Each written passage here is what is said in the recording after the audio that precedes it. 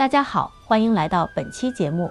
最近，日经新闻的高桥彻发表了一篇文章，提出了一个大胆的观点：当今世界面临的最大风险不是中国，而是美国。他甚至进一步指出，世界需要的不是去中国化，而是去美国化。这种观点看似激进，但如果我们放在当前国际格局中来审视，就会发现这背后有许多值得深思的现象。今天我们就来探讨这个问题：美国究竟为何成为全球最大的地缘政治风险？世界是否真的在走向去美国化？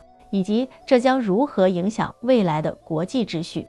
一美国从全球化推手到全球最大风险。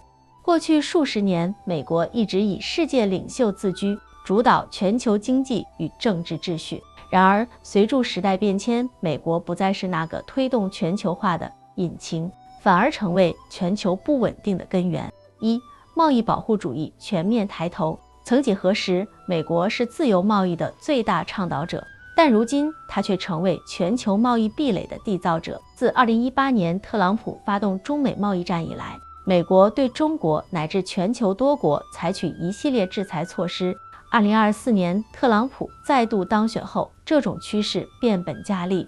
2025年2月1日，特朗普签署行政令，对进口自墨西哥和加拿大的产品加值25%关税，其中对加拿大能源产品的加税幅度为10%。3月4日，美国政府宣布对中国进口商品额外加值10%关税，并正式启动对北美盟友的高关税政策。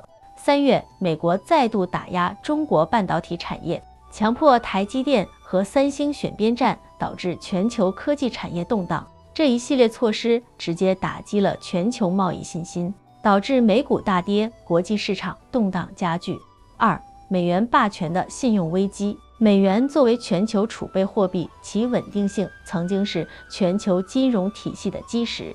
然而，近年来，美国频繁利用美元作为政治工具，对俄罗斯、伊朗等国施加经济制裁，甚至连法国与德国这些盟友都开始寻求降低对美元的依赖。2022年俄乌战争爆发后，美国主导将俄罗斯踢出 SWIFT 国际结算系统，冻结俄国外汇储备，这让全球许多国家意识到，美元不再是中立的国际货币，而是一种可以被美国政府随时操控的金融武器。如今，越来越多国家开始探索去美元化的路径，例如中国推动人民币国际化，欧盟强调欧元独立性，印度、巴西、南非等金砖国家也在寻求多边结算机制。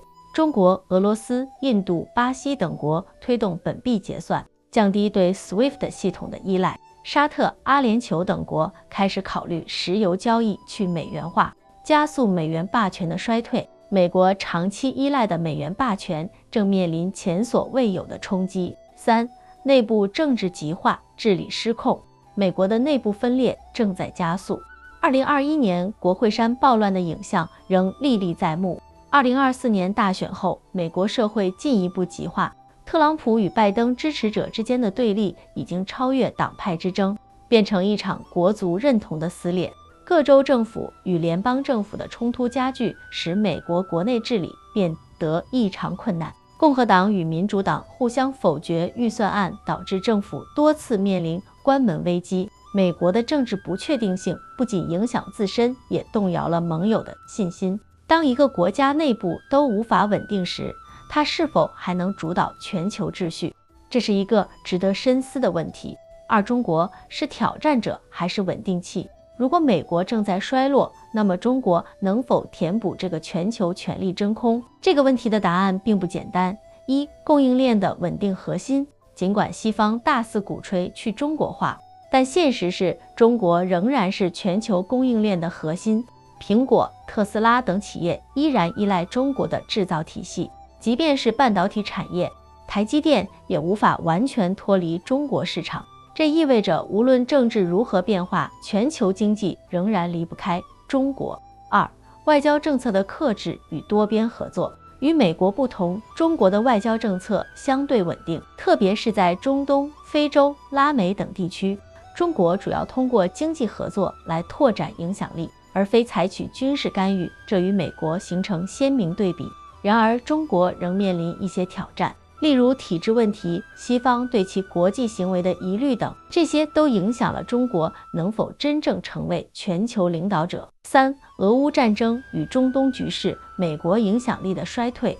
1. 俄乌战争，特朗普的调解策略失败。2024年底，特朗普重返白宫后，尝试推动俄乌停战。然而，他的做法并非基于国际公正，而是试图利用乌克兰战争作为与俄罗斯谈判的筹码。2025年2月，特朗普与普京进行视讯会谈，试图达成有限停火协议。但由于美国未能提供足够的安全承诺，乌克兰政府对此并不信任。这场调解最终未能带来实质进展，反而让美国的国际形象更加受损。欧盟与北约国家开始对美国的政策感到不满，德国与法国甚至考虑自主推动停火计划。2. 中东局势，美国影响力减弱。在中东，美国试图促成以色列与哈马斯的停火协议，但由于美国在以巴冲突中的偏袒立场，该协议迅速破裂，地区局势持续动荡。美国在中东的影响力正在削弱，更多国家开始转向中国、俄罗斯等多边合作伙伴。在以巴冲突中，美国虽然试图促成停火，但由于长期偏袒以色列，导致该地区国家对美国不再信任。中国与俄罗斯加强与中东国家的经济合作影响力上升，沙特、伊朗等国开始寻求多极化外交，不再完全依赖美国。以色列与阿拉伯国家之间的紧张关系，让美国的调解角色变得更加边缘化。美国在中东的影响力正在逐步被中国与俄罗斯取代。3. 全球经济与军事合作转向多极化。美国长期以来依靠军事同盟与经济控制力维持全球影响力，但如今各国开始寻找替代方案。金砖国家中国、俄罗斯、印度、巴西、南非加强经济与安全合作，推动去美元化贸易。欧盟开始推动战略自主。